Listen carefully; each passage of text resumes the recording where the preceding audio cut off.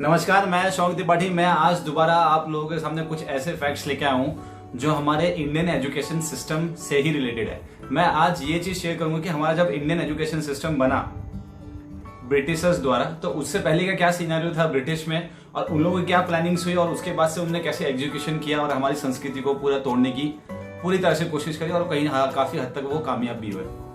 तो British council ने Lord Macaulay को अपॉइंट किया कि आप जाओ और आप जाके देश में पूरा देखो कि इनकी मेन संस्कृति क्या है और इनका बेस क्या है, उनका देश कैसे चल रहा है। तो लॉर्ड मैकॉले अपने देश में आए, हमारे देश में आए। उनने क्या किया, सबसे पहले एक सर्वे की टीम बनाई।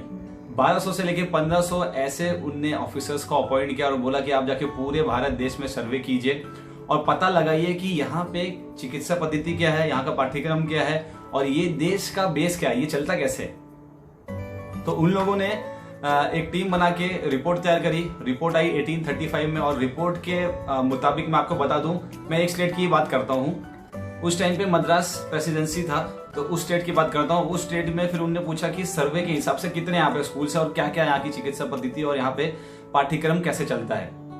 तो सर्वे के हिसाब से ऑफिसर्स लोगों ने ये रिप्लाई दिया कि सिर्फ मद्रास प्रेसिडेंसी में कम से कम 1.5 लाख से ज्यादा हायर डिग्री कॉलेजेस है, जिनको आज हायर डिग्री बोलते हैं। उस टाइम पे उसको आश्रम पद्धति और गुरुकुल बोला जाता था, क्योंकि हमारी देश की जो भी एक संस्कृति थी वो गुरुकुल और आश्रम पद्धति पे ही चलती थी। फिर उस पे उनने सर्वे में पूछा कि ठीक है, इतने इनके यहाँ पे गुरुकुल चलते हैं, 1.5 लाख गुरुकुल, तो कितने डिस्ट्रिक्ट्स हैं, टोटल गांव कितने हैं, डिस्ट्रिक्ट्स को भी डिवाइड कर देते तो टोटल गांव कितने हैं मद्रास प्रेसिडेंसी में। तो गांव बताया उनने कि 1,37,000 गांव है। तो अगर मैं ऑन एन एवरेज निकालूं तो हर एक गांव में एक हायर डिग्री कॉलेज है। तो उसमें से फिर उन्होंने निकाला कि कितने कॉलेजेस हैं और क्या क्या पढ़ाए जाते हैं यहाँ पे और कैसी कैसी डिग्री मिलती है और कौन कौन से डिपार्टमेंट हैं। तो मैं आपको थोड़ा 2-3 डिग्रियों के बारे में बता दूं कि यहाँ पे 1500 1,500 कॉलेज और हायर डिग्री ऐसे थे जो सिर्फ सर्जरी के कॉलेजेस थे। उस टाइम पे पूरे ब्रिटेन में और कहीं पे भी ऐसा सर्जरी इतना था नहीं और इतने एडवांस थे भी नहीं, मगर इस सर्वे के हिसाब से उस टाइम पे 1,500 कॉलेज ऐसे थे जहां पे सिर्फ सर्जरी की ही क्लासेस चलती थी और सर्जरी के ही हायर डिपार्टमेंट थे।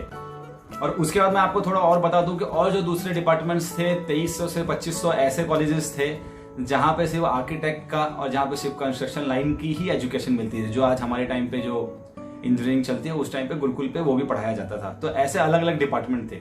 और उस सर्वे में फिर उन्होंने निकाला कि इसमें कौन कौन सी जाति के लोग और कौन कौन से बैकग्राउंड वाले बच्चे इस कॉलेज में पढ़ते हैं, उनका परसेंटेज बताइए। तो वो परसेंटेज में पता लगता है कि 70% जो लोग थे, जिनको बाद में इन लोगों ने क्लासिफिकेशन करके सबसे निचली जाति में डाल दिया, क्योंकि वो सबसे ज्यादा स्किलफुल थे।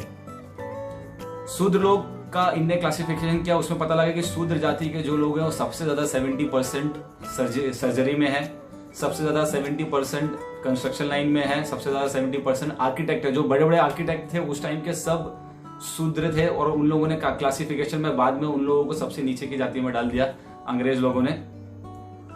और मैं आपको ये बता दूं, उसमें जो क्लासिफिकेशन किया आर्किटेक्ट के जो कॉलेजेस थे, उसमें जो भी एक जाति है, मद्रास में एक पेरियार करके जाति जिसको बाद में इन लोगों ने सबसे निचली की जाति में डाल दिया कि वो उतना काम न कर पाए और इंडिया का जो भी एक एडवांस लेवल का जो टेक्नोलॉजी है वो आगे आ ही ना पाए। और आपको एक चीज और बता दूं मैं कि इन लोगों ने सर्वे में भी ये लिखा है कि जो सबसे ज्यादा टेक्नोलॉजी इंट्रोड्यूस पब्लिक थी उस टाइम की, जो एक बैकग्राउंड था, वो शूद्र द्वारा ही था। मतलब जिनको इनने बाद में एक क्लासिफिकेशन देके नाम दे दिया।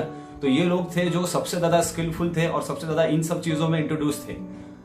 ये बात खैर अलग है कि बाद में हमारे देश में बहुत इन लोगों ने एक कूटनीति डाल के मतलब प्रचलित करवा दिया कि ब्राह्मणों की वजह से शुद्ध लोग की पढ़ाई नहीं हो पाई, इन लोगों ने ये किया वो किया, ऐसा बुरा किया। मगर इन लोगों ने लीगली तरीके से नोटिफिकेशंस निकाल के धीरे धीरे ऐसे डिपार्टमेंट बंद करवाया और सबसे पहले एजुकेशन सिस्टम चेंज करवाया। और उनका मानना ये था कि अगर हम पूरा पाठ्यक्रम इंग्लिश में करेंगे तो ये लोग इंग्लिश में बोलेंगे, और जब कोई व्यक्ति कंटिन्यूअसली इंग्लिश में पढ़ता और इंग्लिश में बोलता है तो उसकी सोच भी कहीं ना कहीं इंग्लिश वाली हो जाती है। तो उनके लिए हमें इन्फ्लुएंस करने के लिए सबसे ईजी हो जाएगा, इसलिए उन लोगों ने पूरा पाठ्यक्रम इंग्लिश में बनाया। और आपको एक चीज और बता दूं, जब लॉर्ड मैकॉले ने अपने फादर को एक लेटर लिखा है 1990s में, उस लेटर में उन्होंने पर्टिकुलरली लिखा है कि मैंने हिंदुस्तान की एक पाठ्यक्रम ऐसा तैयार किया है कि जिसमें ये शरीर से तो हिंदुस्तानी रहेंगे मगर मन से पूरी तरह से अंग्रेज हो जाएंगे। तो आने वाली जो सदियां भी है ये हमारे गुलाम ही रहेंगे हमेशा के लिए। तो ये कहीं ना कहीं मुझे बहुत बात सही लगती है उनकी, जो उनने लिखा वो कहीं ना कहीं बहुत जगह सच दिखता है। क्योंकि आज अगर हमारे देश में कुछ मेड इन इंडिया है तो उस चीज़ को लोग सपोर्ट नहीं करते हैं, उस पर सबसे पहले उंगली उठाई जाती है। और वही कोई अगर छोटी से छोटी मेडिसिन भी बाहर से बन के आती है तो हम उसको सबसे ज़्यादा सपोर्ट करते हैं और बोलते हैं कि नहीं, बाहर का मैन्युफैक्चरिंग है तो अच्छा ही होगा, जो कि कहीं ना कहीं बहुत एक सही वाक्य है।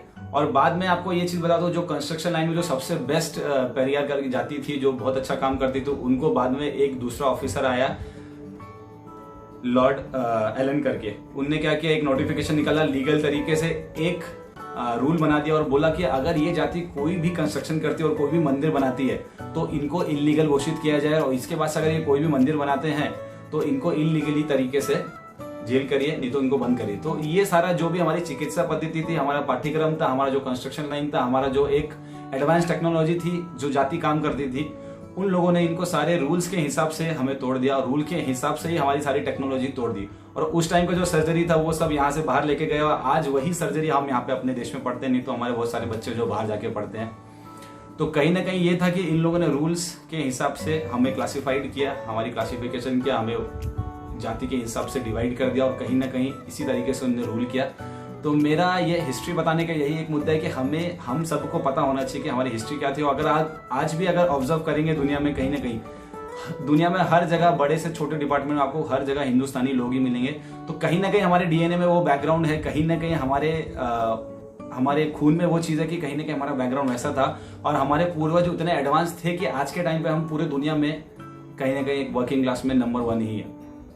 Thank you so much. इसी तरह वीडियोस आप शेयर करिए, लाइक करिए और सब्सक्राइब।